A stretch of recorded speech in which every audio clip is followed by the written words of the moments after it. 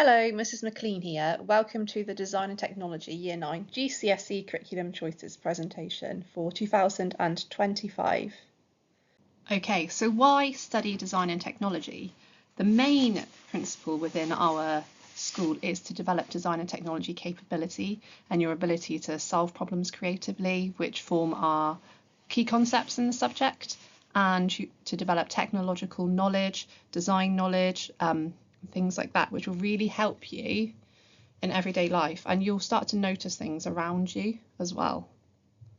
Okay, so usually subjects pick design and technology because they have a particular interest in design, and it could be that they like architecture, it could be that they like fashion, it could be that they like furniture or interior design, and they also like that paired with the understanding that they will definitely be developing practical skills in different material areas within the design subject and making things or designing and making things to a particular design brief. So there are absolutely loads of different careers which lead on from a GCSE in design and technology. Manufacturing, art and design, construction, fashion and beauty, research and development, architecture, engineering. You've got graphic design. You could be a textiles designer. You could be an interior designer. You could work as a buyer for a company. In like the local context, you could even become like an Etsy designer. There's loads. After design and technology, we currently don't offer this at an A level here, but within our consortium, so over at Heel School, you could carry on to study a level 3 or an A level in design and technology. You could choose to go to art college and study fashion. You could go to college and do carpentry. You could get an apprenticeship in engineering because the mechanisms section of the course really lends itself to that. You could do an apprenticeship with a joiner. You could then, from that, go on to become or go to university to get a degree. There's absolutely loads. You could work as a set designer. You could study architecture, landscape architecture, product design, loads. Okay, so the topics we study, we follow the EDUCAS Design and Technology exam board because you get more marks for making and less for designing. And historically, our students aren't always as good at drawing as we might like them to be. Generally, those students would pick the art pathway. So we get more marks for our practical skills and our ability to actually make and use 2D design. In Year 10, you will learn all about natural and manufactured timber. You will learn about plastics. You will learn about papers and boards and metals.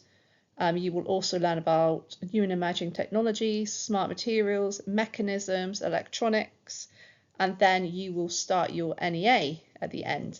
And in Year 11, you generally make the NEA, complete the design portfolio to go with it, and then revise for the written exam all of the content we did in Year 10. In Year 10, you will also complete like mini design and makes alongside being taught each of the categories. For example, when you learn about mechanisms, you will make an automata, which is a wind-up toy, a cam toy, essentially. So alongside the teaching of that content, you will complete a design and make. So you will follow the design process, start to finish, and develop your practical skills and knowledge using an array of materials such as wood, plastic, textiles, and if possible, metal, which we're trying to bring in. So in Year 10, we really focus on Component 1 on design and technology in the 21st century. And we start by looking at new and emerging technologies and smart materials.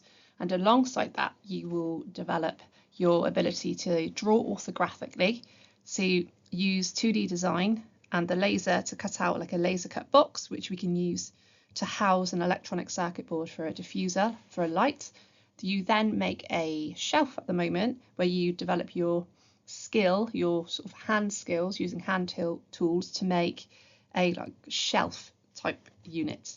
Then after Christmas, currently in Year 10, we're looking at mechanisms and students are making an automata, followed by a jitterbug to recap those electronic skills again. And then we look at manufactured and natural timbers in a lot of depth alongside making a marquetry box. So as long as learning all the theory, so the D&T in our world, smart materials, electronic systems and programmable components, mechanical components and devices and materials, you will also be following the design process side by side and making something using that knowledge, if that makes sense. And then on June the 1st, the design briefs, and there are 3 to choose from, are released by the exam board and shared with you, and we start our NEA, which is our non-external assessment, which makes up for 50% of the qualification. And in this, you will complete a design portfolio, you will do some design development, and you will make your actual prototype and then evaluate it, of course.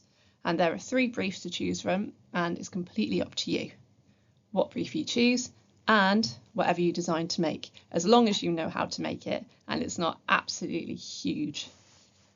Okay, so support-wise, we have Mr. Ward, our technician, and he's always around break and lunch if I can't be there because I'm on duty, or if I'm teaching food straight after or before.